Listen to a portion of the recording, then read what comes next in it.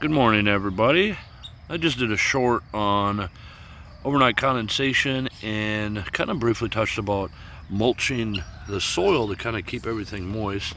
And you can see how this has worked pretty well with our elderberry, our current cuttings here. And we keep an eye on all these. We just check them if they do need water. Since they're in pots, we will manually water. As you can see, even in the chicken coop, we also put straw or hay in the chicken coop to kind of keep everything good in there, but it also keeps the smell down. As you can see, the combination of chickens and mulch has really done well for a lot of different plants in there. There's goji berry and I think a couple blackberry. I'm not quite too sure. I should have really kept the tags. But also, if you're familiar with the channel, I have let much of my backyard go crazy long with grasses. And then I basically just put in other trees. Here's a Cornelian cherry right here. And this is doing really well because it has all this surface area to collect dew overnight. And then it creates a block from the sun's rays from drying it out. And the wind, which will actually wick away all the moisture in the soil. So it is very damp down here. And it really, it made even planting this tree so much easier. I used a hand shovel, like a little wooden trowel or hand trowel to put quite a large tree in. And that also enables me to put things in like comfrey. Here's a honeyberry or a hascat berry that hasn't produced yet, but next year for sure. We also have aronia berry or a black chokeberry. It's a local native plant. But what I'm saying is, if you look at the overall picture, there's another aronia berry there, there's a maple, a walnut. Here we have, I think, a pear. Here's a beautiful nitrogen fixer here. It'll have hundreds of berries on it. It also has, it creates habitat for bunnies to hide and groundhogs to run around. We actually like groundhogs around here. Here's some bergamot. Here's a peach tree. That is a local native plum. And that's a service berry.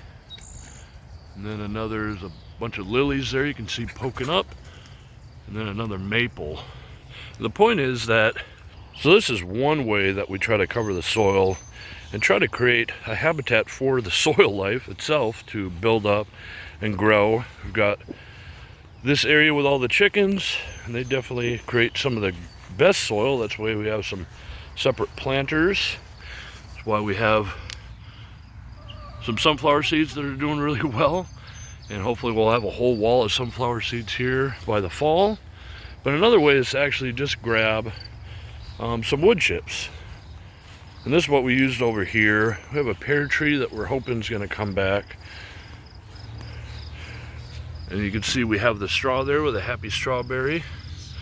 But right behind that are wood chips. And this is that same area from the other side. Here's a pear tree that's doing amazing. We have what remains of a little walkway. Let me get down to the soil level. You see all the wood chips that are in here. And that does a really effective job of blanking out areas, because we wanted to clear this space of as much grass as we could, but we know that we're not going to win in the battle against grasses and other things. So then we planted out as much raspberries as we could. We've got those in the semicircle here. We've stuck other ones in. The maple came up on its own, put in elderberry. There's a couple other honeyberry bushes around here. But that's what we've done to take a place. Instead of letting it go completely wild, we use the wood chips like sheet mulched to kind of blank out in areas, and then we could actually place things specifically where we wanted them to create some sort of more usable and accessible habitat, I guess, for us to plant. But we see lots of bunnies and all that using this kind of as a corridor. They'll run through here to get to the other side, which is really cool. one of my main concerns, I think the concern of most gardeners, is how often do I water? Do I need to water it? When you're dealing with annual vegetables and you're tilling the ground, planting your seeds, it's a good idea to put some sort of straw or some sort of covering. They'll kind of even out the boom and bust cycles of the the rains and things like that. But for instance, this is a sun choke area, Jerusalem artichoke, and this was a pile of wood chips before, and then as I used it and it got down to an appreciable level, then I put in, I don't know, a whole bunch of different root fragments of Jerusalem artichoke, and these are amazing. They put tubers into the ground. But this is another perfect example of, if I wanted to, if I didn't have mulches, if I didn't have anything else, I could plant a plant that would cover the soil and keep everything damp, and then all of these leaves would collect condensation overnight. Other things could kind of pop in and keep the surface of the soil cool, so I could actually plant in things like, I just stuck in this little elderberry. There's a little cutting, and it's in the perfect place to thrive. I want to kind of make a video about that because I think it's a really important. I hope it helps somebody try to decide, are they going to go with a crazy wild, just let the grasses grow and cycle through? Because I've seen like 3 or 4 different generations of different grasses that have come up, and now they're all, pretty much exactly what I wanted. Kind of a willowy, wispy grass like this.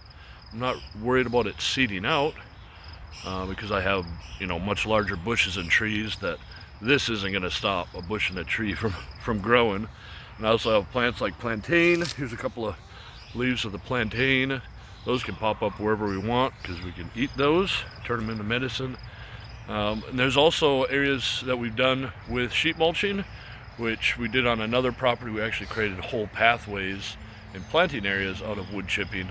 It's a little bit more labor intensive, whereas just letting your grass grow means you just mow less. So that was what I used first, then I went on to wood chipping, and now I tried to do a mixture of both. Just try to incorporate the maximum benefit for the least amount of work with the most amount of food production. So that's kind of the goal around here. And that's one of the reasons why we have chickens. That's one of the reasons why we plant so densely. So I hope everybody's enjoying their start of their summer. I think it's a holiday coming around. So happy planting, and we'll see you next time. All right, bye-bye.